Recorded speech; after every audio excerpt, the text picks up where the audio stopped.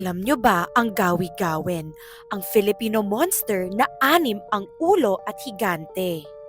Ayon sa ibang mga kwento, ang gawi-gawen ay nakakatakot na monster.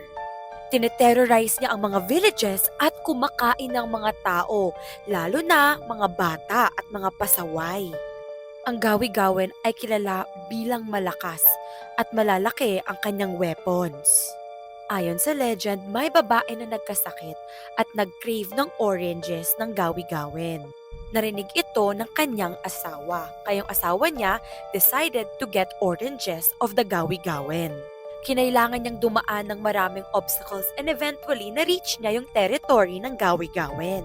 At may challenge sa kanya yung gawi-gawen na kumain ng isang buong karabaw. And in fairness, nakain niya yung karabaw, tas yun, kukunin niya na yung oranges mula sa puno ng gawi-gawen.